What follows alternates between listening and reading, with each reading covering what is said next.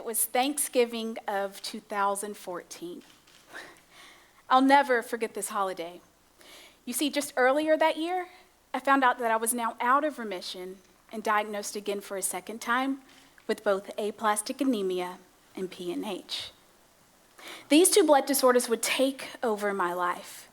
The only cure for them is a bone marrow transplant, and I was in search of a match but couldn't find one. I would spend many days inside, not able to go out because something as simple as catching a common cold could result in hospitalization for 2 to 3 days. I remember this holiday specifically for the abundant amount of food delivered to our house. Let's just call it what it was. It was a feast. There was a knock at my parents' front door, and standing on the front porch was a family of 5 with pans of food in everyone's hand. Smiling faces and the sweetest family we knew from church entered our house with hellos and I hope you're feeling better. But what also entered our house was food, lots of it. There was everything from green beans to macaroni and cheese to dressing, and of course, cranberry sauce. We were more than thankful to this family for thinking of us.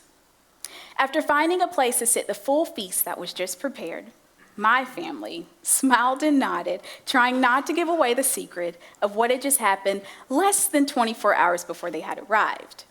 You see, the night before, we were running around the house like crazy people, trying to either eat up food that was stacked high in the fridge, donate food that we had never even touched to a homeless shelter, or check expiration dates on other food people brought us once they found out I was sick. Oh, and this became a reoccurring thing. Food became the center of relationships with friends of my family and me. I began to notice a cycle, an unspoken rule people lived by when they found out I was sick. I wanted to understand and find an answer to the one question that has always baffled me. Why is it when you're sick, people want to bring you food? I mean, what is it? What makes people think that's all we need? The many people that I would ask this question to would throw their hands up in frustration and say, because we don't know what else to do. People bring food because it's all they know. People don't really understand or know how to deal with a spouse, coworker, relative that has just been given news that may change their life forever. All people know is everyone's got to eat, right? My many encounters with friends that would bring food to the house started off with them entering the house with food in hand and a smile, and then we would make our way to the couch, where I would give an update on my health journey and tell them when my next doctor's appointment was. Then it would usually get a little silent. Not really knowing where to go from here, the awkward silence would be filled with statements like, well, you look great, or you don't look that sick to me. I began to notice how people were scared to reach out for a hug, anxious to really know what was going on with me but didn't want to ask. Or they just sat on the edge of the couch fiddling their keys with a nervous look, while I sat on the other couch with a mask covering half my face, feeling tired and weak most days. After seeing this time and time again, I began to understand that people bring food as comfort because they don't have the words to say, and they don't know the right words to say. They're scared they're going to offend us, or think that not being in our life is best because they're not causing us trouble. To be honest, there may be days where we shut you out, and there may be days where we don't feel like answering your phone call.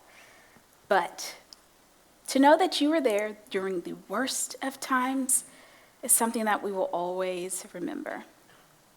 Okay, so now I want to save you all a lot of time and money. I mean, a lot of casserole dishes, I like to say. I bet some of you are just now thinking about how much money you spent on food for people in this situation. So here are a couple of things to do. First, as sick people, we are still ourselves, and we need everyone else around us to just be themselves too. We need that same sense of normalcy. We need that phone call from our friend that called after work just to see how our day was. And we still need that wild and crazy friend that says whatever is on their mind and isn't afraid to offend us. Normalcy is the answer. You being normal helps us to see that we are normal people that just hit a few bumps in the road. Food is great. Food is nice. but food does not take the place of a precious relationship you once had with us. I get it. People don't know how to deal with us. They try not to stare at the scar on our chest from surgery or the bruises that cover our arms from the nurse trying to find a good vein. They try not to ask questions, but we need that. We need the sense of knowing that if we answer the phone that day and just say, today was not a good day, that sitting in silence from there could bring so much comfort and peace into our lives. Now, we all handle health issues differently, but one thing is true. We just need you to just be you. Next, as a member of a Facebook group focused on blood disorder awareness, I took the time to ask patients in the group, what's something you wish someone would show up on your doorstep with? Or, was food really the best option? Many of the responses I received read, when the person truly took the time to research and understand my illness, they were able to bring things that could truly help me in my journey. And they were able to communicate with me better. That's it. Simple enough. None of the patients said that they didn't enjoy the food, but many said when you truly understood what we were going through, you were able to better serve us. Whether that's knowing just how much chemotherapy dries out our skin and how a specific type of lotion works best, or buying us the world's best thermometer for us to take our temperature at night, or just reading up on the terminology and jargon. Knowing that you took the time to truly understand what we were going through goes a long way. As human beings, relationships are a must. We learned so many things from each other. We learn how to become a better us, how to deal with conflict and resolution, highs and lows, and how to communicate well. And relationships with sick people can teach you how to communicate during a trying time. How not to become nervous around us, scared to say the wrong thing. Relationships help us out as well. As our lives have just been turned upside down, we're learning to deal with the new normal. Relationships with us should stay the same, bringing that same sense of normalcy.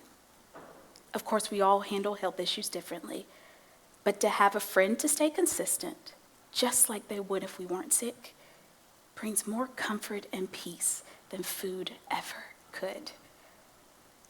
Food is great. Food is yummy. Food is sustaining, but food does not sustain a relationship. Although I've always appreciated the food people brought me, what I appreciated most was the person that brought the food. The individual that truly took the time to research and understand my illness, that person. So, the next time you have a friend or family member in the hospital, stop and think. What do they really need most from me? Thank you.